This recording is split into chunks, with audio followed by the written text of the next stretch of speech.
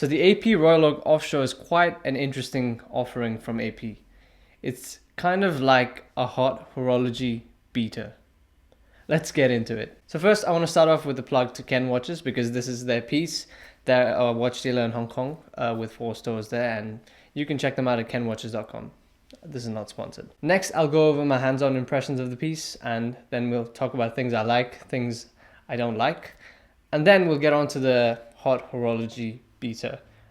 At least that's what I'm calling it at the moment. So this watch in hand is the AP Royal Oak Offshore Scuba Orange Boutique Limited Edition, limited to 300 pieces, and it was produced in 2006. Now that's a mouthful, and the reference, at least the short form of it, is the 15701. Now the case itself is very octagonal with that octagonal bezel, and it's very geometrically precise and sharp. It's in general, the Royal Oak design language is very industrial looking, and it also does feel machined and sharp in the hand, which is something I actually really appreciate. And it's a nice distinction from the typical smooth, round circular watches that you mostly see. I believe this is a 44mm case, even though I think it's supposed to be a 42, since there is some discrepancy there online, and I didn't measure it myself. So it's either of the two essentially, but the point is it's very large.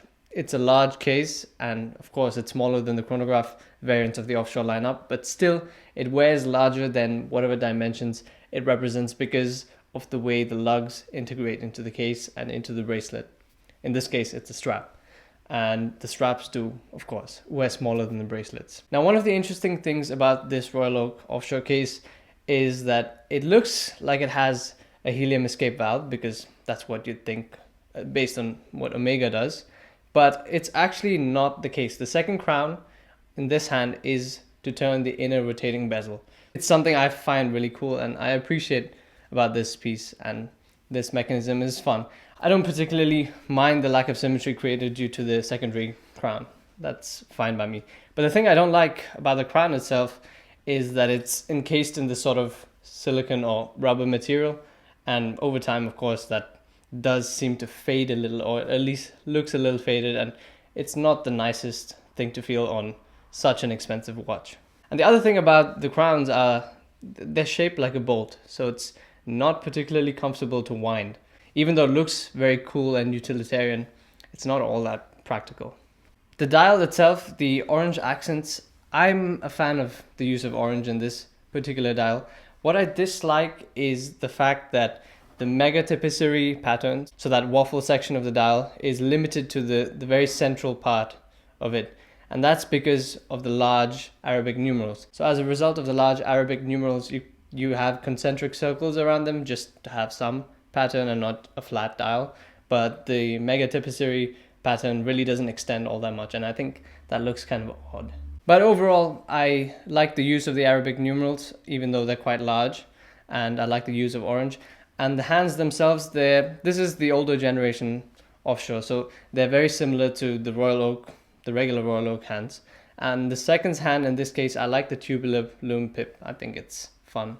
And the newer ones have just a circular lume pip, and this looks a little bit more interesting to me, actually. Now the strap, not much to say. It's sturdy, stiff, some sort of silicone.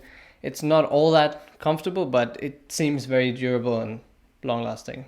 And it is, because this particular watch is over 15 years old, and this is the original strap. So now on to me calling this watch a hot horology beta.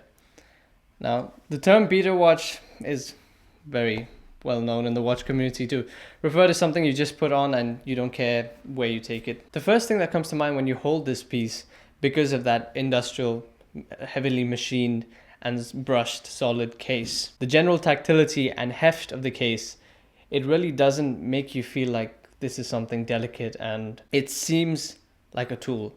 It literally seems like a hammer. And it's not something that I would ever associate with, the intricacy of haute horology or the delicateness or handcraftedness of this genre of watchmaking, haute horology. Now, of course, I'm not saying that this is not hand finished. I'm just saying that it doesn't give you the impression of that. It gives you the impression that it's been done by a machine, and it's to be used like a machine and like a tool. So it really seems like the extension of a beater watch. So essentially, in my opinion, this is a haute horology beater watch. It's so solid and most of it is brushed that you don't have that sense of, should I wear this at this particular occasion or not? Do you find it ridiculous that I'm calling a 25, 30,000 US dollar watch a beater watch? Well, I think the term beater is also very strange in its own, because watches are essentially tools anyway. But let me know what you think in the comments below, and thanks for watching this video. See you in the next one. Cheers.